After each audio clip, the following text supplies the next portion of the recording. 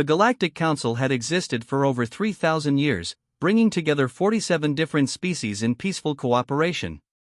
Their territory spanned 3 spiral arms of the galaxy, and they thought they knew everything worth knowing about their corner of space. They were wrong. Captain Day stood on the bridge of the Harmony of Stars, his translucent skin shifting from blue to green as he studied the sensor readings. As a Veldarian, his species had been among the founding members of the Council, known for their careful diplomacy and scientific minds. "Are you certain about these readings?" he asked, his 4 eyes blinking in sequence.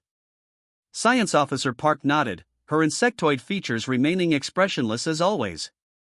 "The energy signature is unlike anything in our database. It appeared suddenly at the edge of the Orion Spur. The Council had detected unusual radio transmissions from this region decades ago but had classified the system as containing pre-spaceflight primitives. The standard protocol was to leave such species alone until they developed FTL capabilities on their own. Plot a course, Day ordered. Maximum stealth protocols." The sleek diplomatic vessel slipped through space, its engines barely registering on any detection systems. The crew, composed of representatives from 12 different species, prepared for a possible first contact situation. 3 days later, they arrived at a yellow star with 8 planets. The third planet from the star showed signs of heavy industrialization and artificial satellites. "Life signs?" Day asked. "Billions," replied Medical Officer Ju, her tentacles waving over her console. "Oxygen breathers. Carbon-based. Bipedal." Engineer Song adjusted the sensors. "Captain, I'm detecting something approaching from behind the 4th planet. It's moving very fast."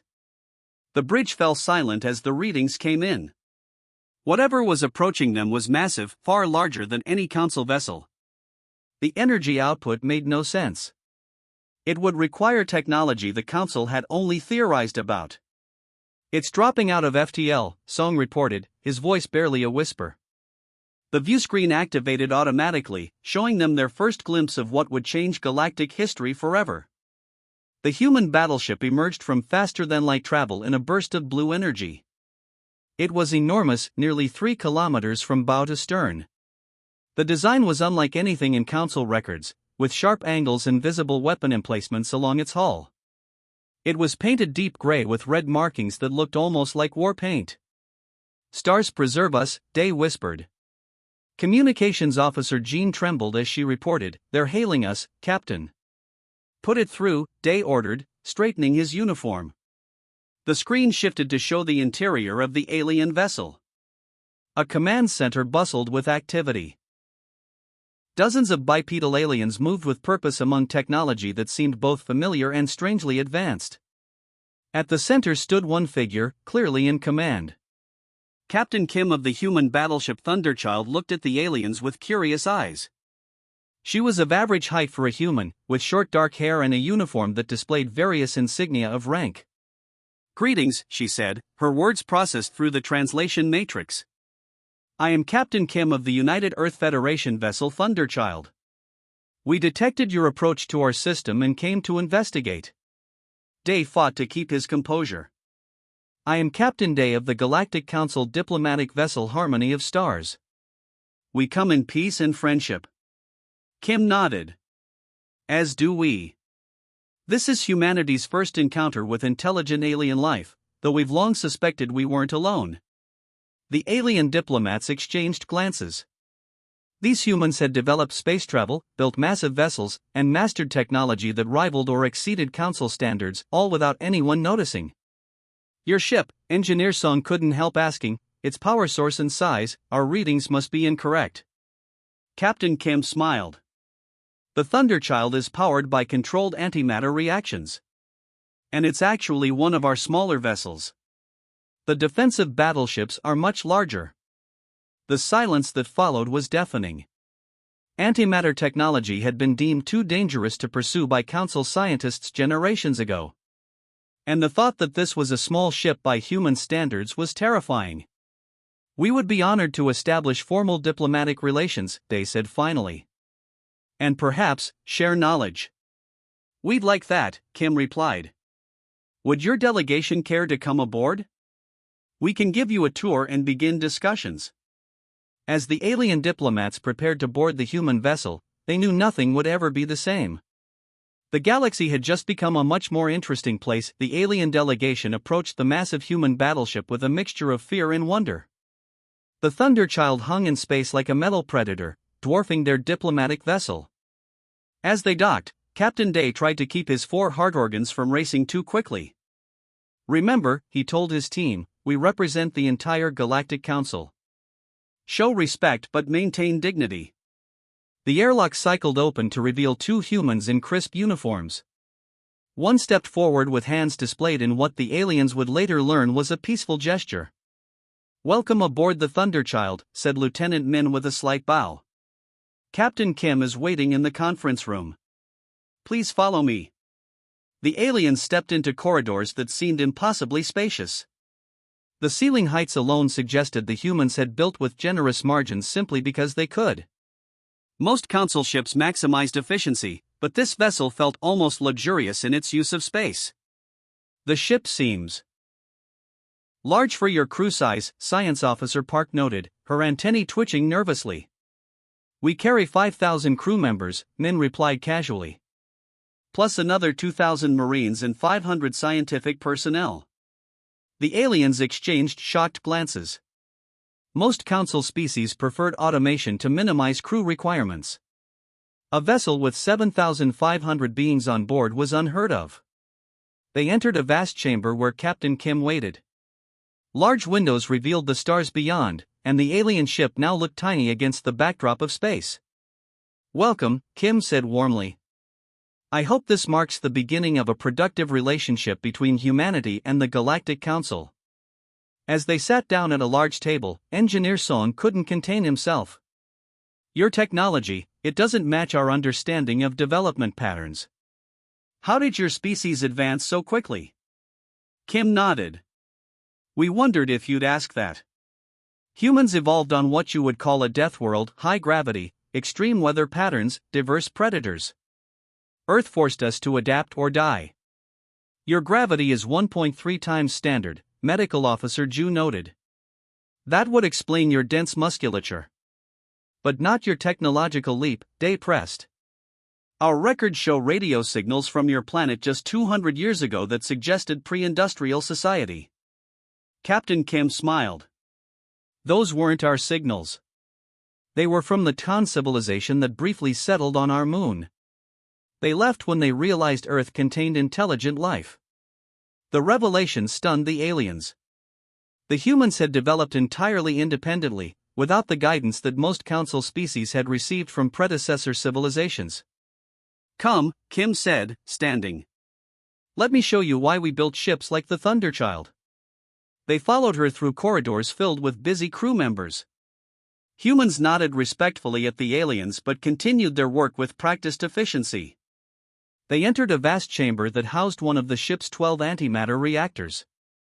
Pulsing blue energy was contained within multiple force fields, controlled by systems the aliens could barely comprehend. "Each reactor produces enough energy to power a small moon," explained Chief Engineer June. "We need that much power for our defense systems." "Defense against what?" Park asked nervously. June's expression darkened. 50 years ago, we detected signals from a hostile force at the edge of our solar system. They didn't respond to communication attempts. When they attacked our outer colony on Europa, we were barely prepared. We've never heard of such a species in this region, Day said, alarmed. They weren't from this region, Captain Kim replied. They came from somewhere beyond the galactic rim. We drove them back, but not before learning that the universe is far more dangerous than we imagined. The tour continued through hydroponics gardens large enough to feed the entire crew indefinitely, manufacturing facilities that could produce almost anything from raw materials, and finally, the bridge. The command center bustled with activity. Screens displayed information about the surrounding space that showed sensor capabilities far beyond Council standards. We can detect ships in FTL up to 12 light-years away, explained Navigation Officer Bay. And our weapons systems can target with precision at distances your sensors wouldn't even register. Captain Day felt a chill. These capabilities are concerning. Kim nodded, understanding. I imagine they would be. But perhaps this helps explain why we built as we did. Humanity was alone, attacked once, and determined never to be vulnerable again. As the alien delegation prepared to return to their ship, Day realized the Galactic Council faced a pivotal moment. These humans had developed in isolation, building technology that followed completely different design principles. They were powerful beyond measure, and their capabilities had evolved from survival necessity. Will you share these technologies with the Council? He asked finally. Captain Kim's expression was thoughtful. That depends on what kind of relationship we build. We hope it will be one of mutual trust and respect. The unspoken message was clear: humanity came in peace, but they were prepared for war. The galaxy would never be the same. The news of the human contact spread through the Galactic Council like wildfire. Emergency sessions were called. Military advisors rushed to assess the threat.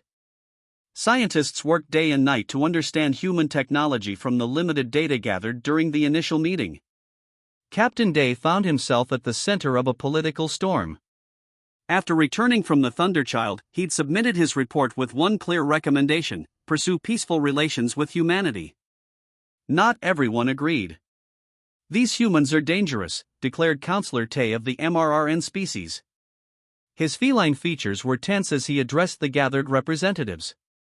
They built warships before making first contact with any species.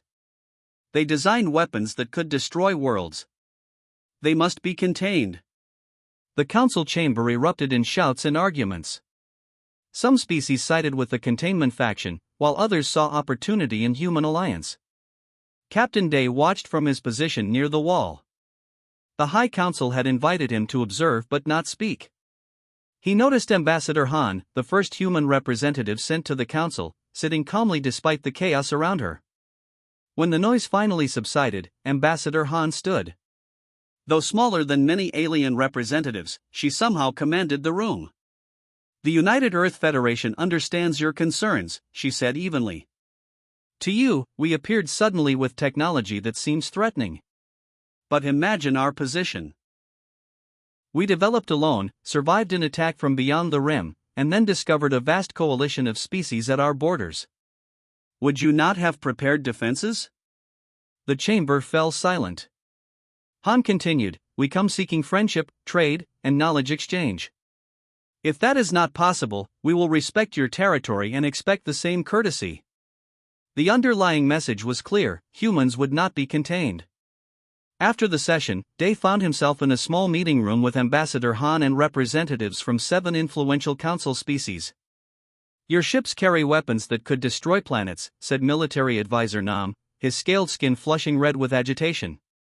As do yours, Han replied calmly.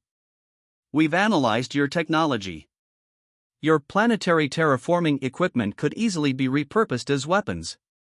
The alien representatives shifted uncomfortably. She wasn't wrong. What guarantee do we have that humans won't expand aggressively? Asked Science Director Sue, her crystalline form glittering under the lights. Han smiled. The same guarantee you offer each other: mutual benefit from peace, mutual destruction from war. The meeting continued for hours, with tensions rising and falling.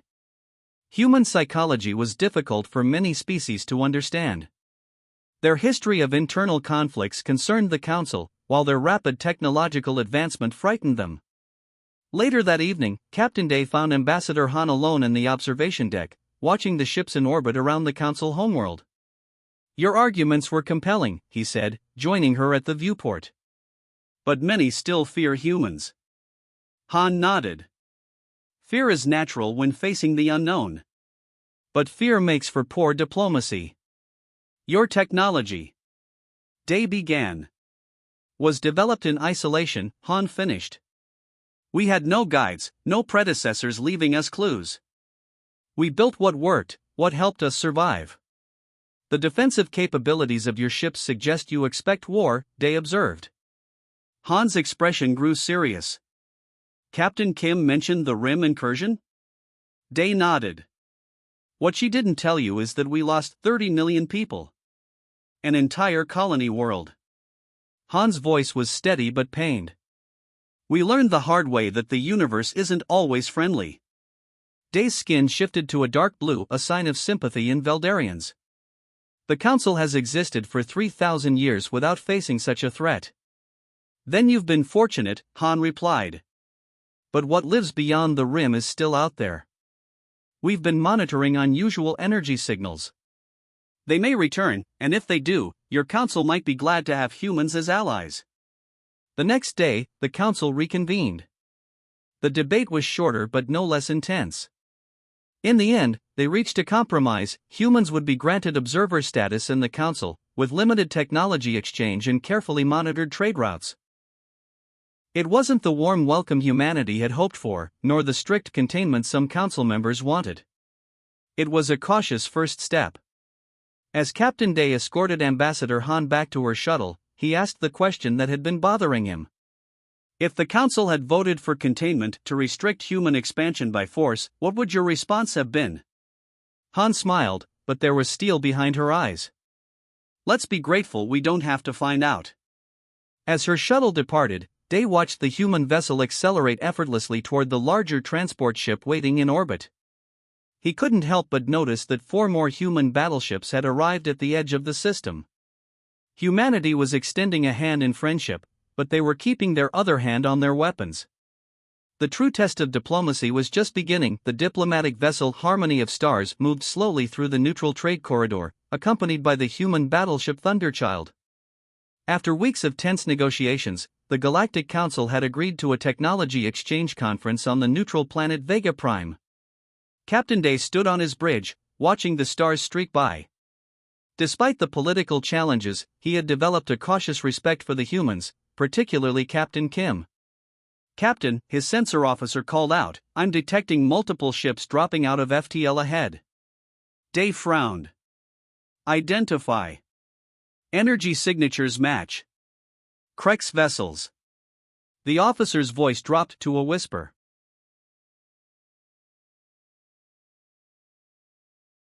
A cold silence fell over the bridge. The Krex were not members of the Council. They were pirates and slavers who raided vulnerable shipping lanes, always retreating before the Council could respond in force. Warn the Thunderchild, Day ordered. We need to retreat immediately. But before they could act, the Krex fleet appeared ahead of them, 12 black, spiked vessels arranged in attack formation. Their design mimicked the hive insects the Krex evolved from, with pointed projections and organic curves. The largest ship transmitted a message. The screen showed Supreme Commander Du, his insectoid mandibles clicking as he spoke. Council vessel and unknown ship. Power down your engines and prepare to be boarded. Your crews will make excellent additions to our labor pools. Captain Day knew the Krex reputation all too well. They wouldn't take prisoners, they would take slaves. His ship carried diplomats, not weapons. Captain Kim, he called urgently to the Thunderchild.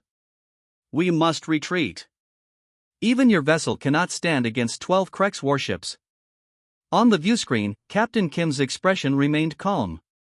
Please move your vessel to safety, Captain Day. We'll handle this. You don't understand, Day insisted. The Krex use quantum phase shields. Council weapons cannot penetrate them. That's why they operate with impunity. Kim simply nodded. We're aware of the technology. Please withdraw to a safe distance. Reluctantly, Day ordered his ship to fall back. He expected the humans would do the same. Instead, the Thunderchild accelerated toward the Krex fleet. What are they doing? Science Officer Park whispered. That's suicide. The view from the retreating Council ship showed the human battleship heading directly toward the pirate fleet. The Krex ships began firing, bright purple energy beams striking the Thunderchild's shields. Their shields are holding, Engineer Song reported in disbelief. No visible damage. The Thunderchild didn't immediately return fire. Instead, it maneuvered between the Krex vessels with surprising agility for such a large ship. The Krex continued firing, but their shots either missed or seemed to be absorbed by the human shields. They're toying with them, Medical Officer Ju realized. Testing their capabilities. Commander Du appeared on the screen again, this time addressing the human vessel. Surrender now, or be destroyed. Captain Kim's response was brief: we decline. What happened next would change the power dynamics of the galaxy forever. The Thunderchild activated weapons unlike anything the Council had ever seen. Pinpoint beams of concentrated energy struck the lead Krex vessel precisely at its shield generators. The quantum phase shields, technology that had protected the Krex for decades, flickered and died. Impossible, Engineer Son gasped. They identified the shield harmonic and neutralized it. The human ship moved with purpose now, targeting specific systems on each pirate vessel. They didn't destroy the ships, they methodically disabled their weapons, engines, and shields with surgical precision. 2 Krex ships attempted to flee. The Thunderchild released what looked like small projectiles that attached to the fleeing vessels. Their engines suddenly died. Some kind of energy-draining technology, Park noted. They're completely powering down the enemy ships. Within 20 minutes, 11 Krex vessels drifted powerless in space. The flagship, commanded by Du himself, turned to flee. The Thunderchild finally revealed its main weapon. A brilliant blue beam lanced out, catching the fleeing vessel. Instead of destroying it, the beam seemed to lock it in place, unable to move. Tractor technology, they said. But far more advanced than anything we possess. Captain Kim's voice came through the comm system. Captain Day, the threat has been neutralized. The Krex vessels are disabled but intact. Their crews are unharmed. Would your Council security forces be interested in taking custody of these pirates? The alien crew stood in stunned silence. The Krex had been the scourge of this sector for generations. Council military vessels avoided direct confrontation whenever possible. And now, a single human ship had defeated 12 of them without destroying a single vessel or taking a single life. The message was clear: humans possessed technology far beyond Council understanding, combat skills honed through unknown conflicts, and a restraint that was perhaps most terrifying of all. As Council security vessels rushed to claim the pirates, Captain Day realized the balance of power in the galaxy had just shifted dramatically. The Grand Council chamber had never been so full. Representatives from all 47 member species crowded the tiered seating, their voices creating a constant murmur of tension and excitement. They had gathered for the most significant vote in 3 centuries, whether to grant humanity full membership in the Galactic Council. Admiral Sue, who had replaced Captain Day as the lead diplomat to humans, stood before the assembly. Her crystalline form caught the light as she addressed her peers. "We have all seen the recordings from the Krex incident," she said, her voice amplified throughout the chamber. A single human vessel defeated 12 Krex warships without causing a single casualty. Technology that we believed impossible is commonplace to them. The question before us is not whether humans are powerful enough to join us, but whether we can afford to exclude them. The chamber erupted in competing voices. Some species saw humans as saviors, particularly those whose worlds had suffered Krex raids. Others viewed them as an existential threat. Counselor Gill of the MRRN rose to speak, his feline features tense. 3 months ago, we discovered humans. Today, they have 20 battleships patrolling what they call their sphere of influence. Their expansion is unprecedented. They respond to threats, countered Representative 1, whose aquatic species had recently signed a separate defense pact with humanity. The Krex would still be terrorizing our colonies if not for human intervention. In the observation gallery, Ambassador Han sat beside Captain Kim. They watched the debate with careful neutrality, though both understood how much was at stake. "They fear us," Han whispered. Kim nodded slightly. Fear can lead to poor decisions. We should be prepared for any outcome. Below, the debate continued. Elder Hua, the oldest member of the council, raised a gnarled hand for attention. The chamber fell silent immediately when the elder spoke. All listened. "I have seen 117 species join this council," the ancient being said, voice crackling with age. "Never have I seen one that developed in such isolation. Never have I seen such rapid advancement. But also, never have I seen such restraint in the use of power." The elder's eyes, milky with age, seemed to find the humans in the gallery. They could have conquered. Instead, they offered friendship. They could have destroyed the cracks. Instead, they disabled them. Judge not by the weapons they carry, but by the choices they make with them. A hush fell over the assembly. Then, slowly, the voting began. Hours later, the results were announced. By a narrow margin, humanity was accepted as the 48th member species of the Galactic Council. The weeks that followed brought rapid change. Human diplomats arrived on dozens of worlds. Trade agreements were signed. Technology exchange programs began, though humans carefully restricted access to their military advancements. At the newly established human embassy on the Council homeworld, Ambassador Han met with Captain Day, now promoted to diplomatic liaison. Your people move quickly, Day observed, watching workers install a quantum communication array that would link the embassy directly to Earth. We've had to, Han replied. The Rim threat shaped our development. We built and expanded knowing something dangerous waits out there. Many Council species still fear you, Day admitted. The defensive pacts you've signed with 15-member worlds have created new power blocks. Han smiled. Is it fear or recognition of mutual benefit? Those worlds suffered most from threats the Council couldn't protect them from. They walked to a large window overlooking the capital city. In orbit above, a new construction project had begun, a joint Human-Council space station that would serve as neutral ground for future negotiations. The galaxy is changing, Day said. Some call it the human era now. We don't seek dominance, Han assured him. Only security and cooperation. Their conversation was interrupted by an aide rushing in. Ambassador, we've received a priority message from the Deep Space Monitoring Network. The Rim sensors have detected unusual activity. Han's expression tightened.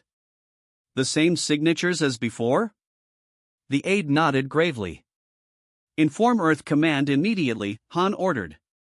Then, turning to Day, it seems our preparations were necessary after all. Day's skin paled. The threat you warned about, it's real? Very real, Han confirmed. And approaching faster than we predicted. The Council will need to make another choice soon: stand with humanity against what's coming, or stand aside. That evening, as the Council capital's 3 moons rose in the sky, news spread quickly through diplomatic channels. Human fleets were mobilizing. Construction of new battleships had doubled. And strangest of all, humans were freely sharing their defensive technology with any Council world that requested it. In the grand observatory atop the Council Tower, Elder Wa watched the stars with ancient eyes. They prepare for war, noted his assistant. No, the Elder corrected gently. They prepare to defend all of us. The humans didn't build those mighty ships from conquest. They built them from survival. As if to emphasize his point, a massive human vessel appeared in orbit, the newest class of battleship, twice the size of the Thunderchild. Its name was visible even from the ground, Unity. The message was clear. A new